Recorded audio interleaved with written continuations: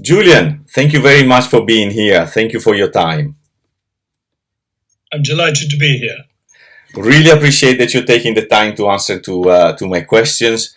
And let me say, for those that don't know, we had a call prior to this one, and I had the opportunity to meet you, and I found it an extremely fascinating conversation. So I'm looking forward to today. Julian, Masonic author.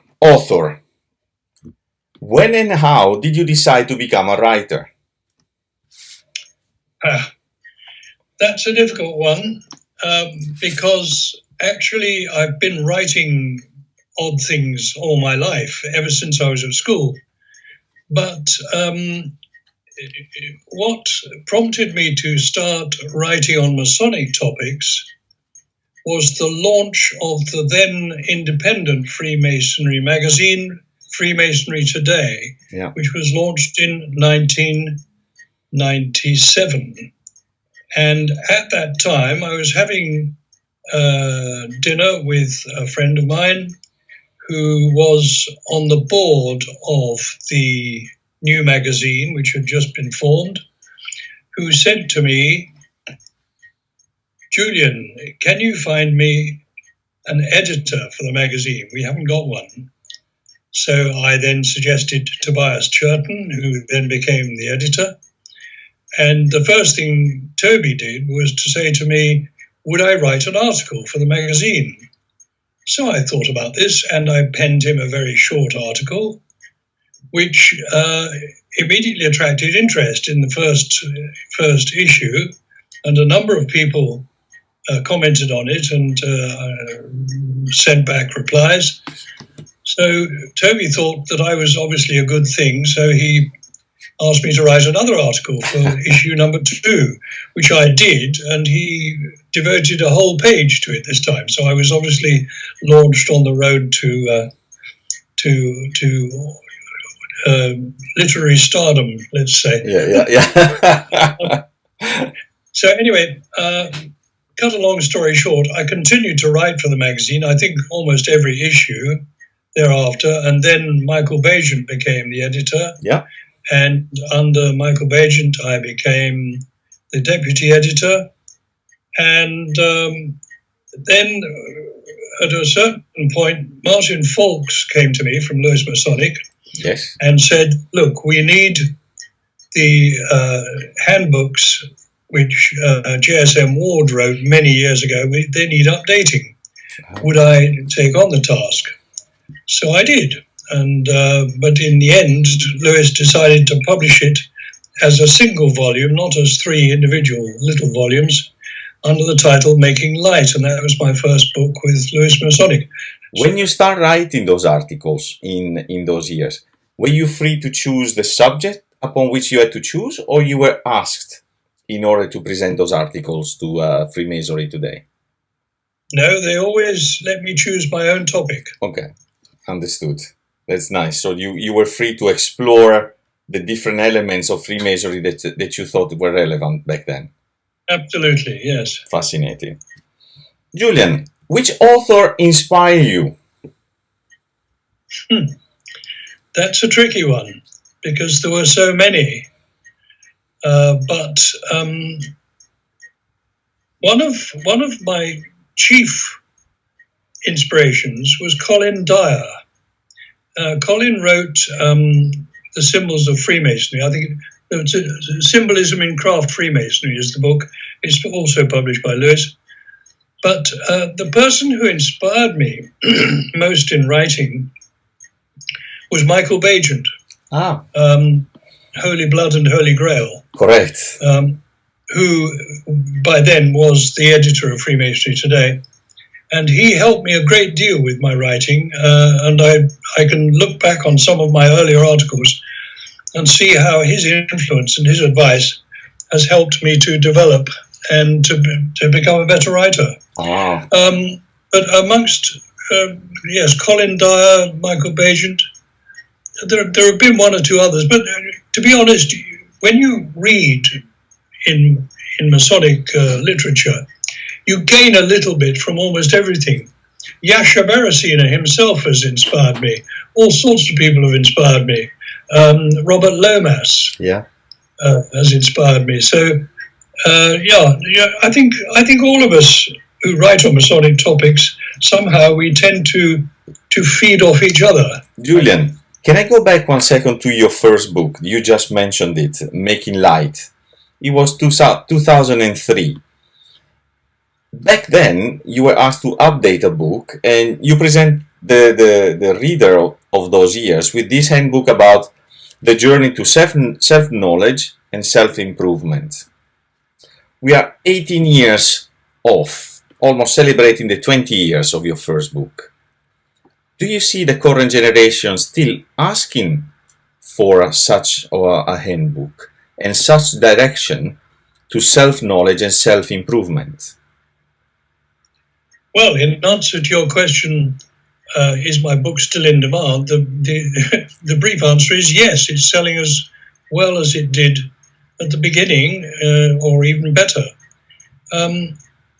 As regards the readership of those days and the readership today, you know, back then, when we founded the Cornerstone Society, the idea that there was a deeper meaning in Freemasonry hadn't really impinged on many people's consciousness. So when we started talking about the deeper meaning in Freemasonry, a whole lot of people came up with their own ideas of how Freemasonry might be more than just a social and dining club, how Freemasonry had a deeper meaning to impart. And we'll come on to this later, but I think the advent of technology, of computers and the internet, has played a big part in this. All of a sudden, people are much more interested in what happens deep down when we become initiated, passed and raised. And I find this very encouraging. The young people today, men and women who are initiated and passed and raised, are finding that that there's something of real value for them rather than just, as I say, a social and dining club. And I find that hugely encouraging. So yes, I think there's been a marked advancement in interest in Masonic topics since I wrote my first book. Julian, you're not just an author. I had the pleasure to research your work, and looking on your website, julianrees.com, you don't just present your books or articles, you actually share with us videos where you present elements about your work and the way that you look at things. In the lecture that is on the website, The Way to the Center, you refer to the eyes, the sense sight, as the most important of the senses. Can I challenge you on this one? In fact, I believe the sight actually limits our capability to perceive, feel, as it leads us to a quick judgment. We see people too tall, too short, too fat, too thin. Can you elaborate on why you see sight as an important sense? I see it as important, but it is only one of the five senses. Now, with our eyes alone, you're absolutely right. We will not see everything. In Antoine de Saint-Exupéry's Little Prince, the fox says, I'm not so sure about seeing with the eyes. I can't remember the exact words. It's something like, you need to see with the heart. With the eyes only, you can't perceive that which is important. And that is true. We're talking about a difference here between seeing and perceiving. I see. I can see with my eyes, but I can perceive with my heart. Now, Freemasonry is full of allegories and symbols. Those allegories are there not for us to look at, but for us to perceive. We need to look at the allegories and symbols and work out for ourselves what they actually mean. The hidden mysteries of nature and science are there. Why? Because they want us to reveal them. The point about Freemasonry is it's an experiential pursuit. That means that I have to actually do it in order to be it. So here I am looking at a lot of symbols and allegories, and I'm working them out for myself, because without that, Freemasonry will be meaningless. And it needs my work to bring forth these things, to make them real. In the prayer, as you know, in Emulation, the Master says, "Endue him with the competency of thy divine wisdom, that assisted by the secrets of our Masonic art, he may the better be enabled to unfold the beauties of true godliness." That's what we're there for, to unfold things, to bring them to being. Julian, in your lecture, The Journey of Your Life, you present the importance of the journey. You just mentioned in your answer, we actually have to physically experience the journey.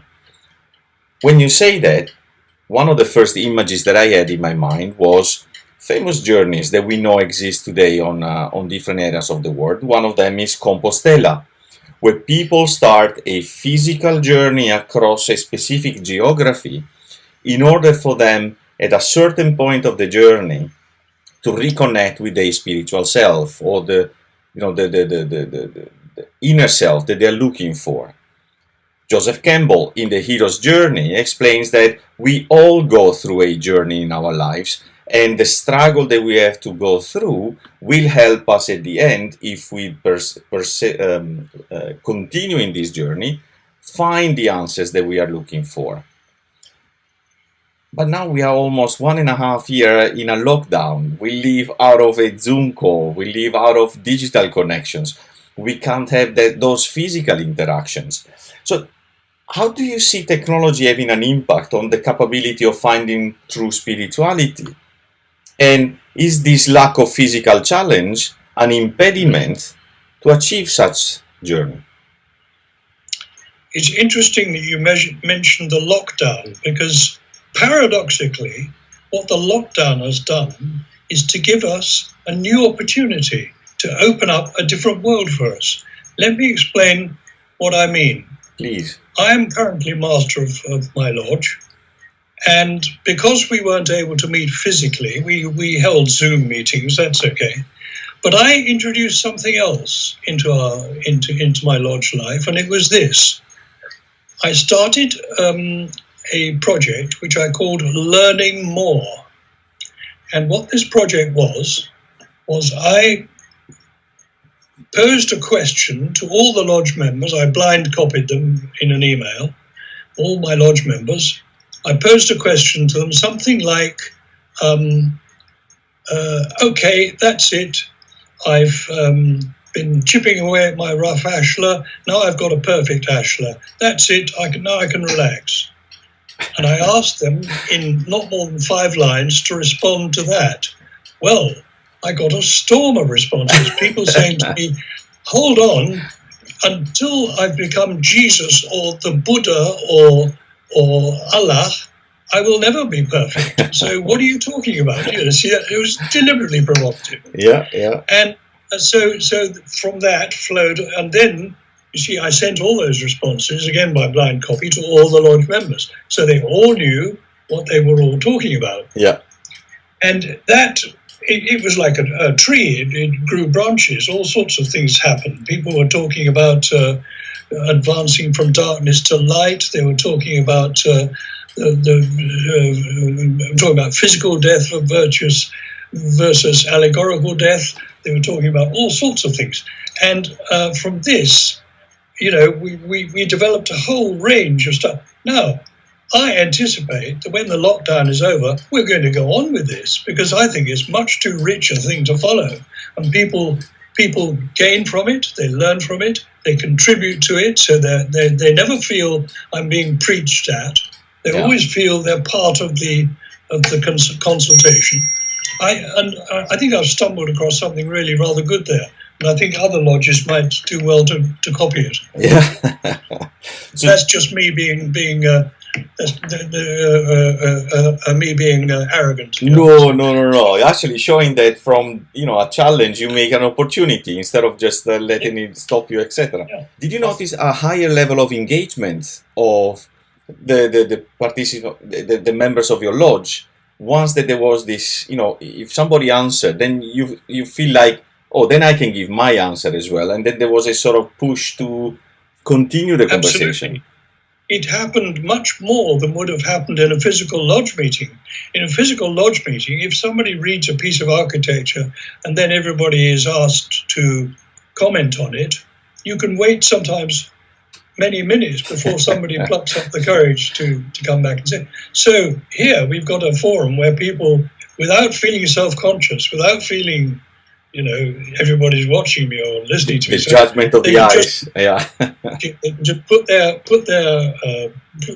thoughts down on the screen and let them go out into the ether. And so in a way, I'm not saying that we don't need physical lodge meetings. Of course we do, because we will never initiate, pass and raise people unless we do. But this is a different dimension. This adds something to it. This makes it, in a way, more real. Yeah. Although it's virtual, it is, in a way, more real. Julian, your last book, Freemasonry for the Heart and Mind. What did inspire you to write this book? And if you look in 20 years, like we just mentioned about the making light, what do you see happening?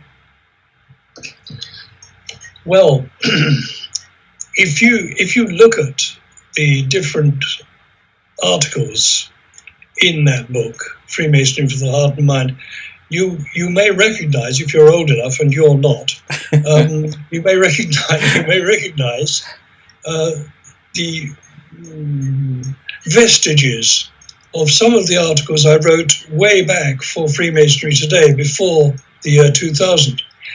What I did with Freemasonry for the Heart and Mind was I picked articles that I had written in the past, I added to them, I took things from other parts of what I'd written and melded them together and made an article out of them. And each one of those in Freemasonry for the Heart and Mind has something of importance to say to people about the condition of their life. I mean, one of them is entitled Routine or Ritual, right? In which I challenge the reader to think, when I'm going through my lodge meeting, is it just a dull routine that I've practiced many times before, or is there something deeper to it? Is there a ritual aspect? Out of sight, out of mind is another title of one of my articles in that book. Do we purposely put things aside that are uncomfortable for us, that we don't want to talk about, that we don't want to think about? And if so, why? And how can we not do it? And so forth. It's a bit of a didactic thing, I admit, but it seems to have had a good reception. So in terms of how Freemasonry evolves, I mean, yes, we go back now to the year 2000, and probably that book wouldn't have sold in the year 2000 because people's perception of Freemasonry was so different then. Now, I get the feeling that people are very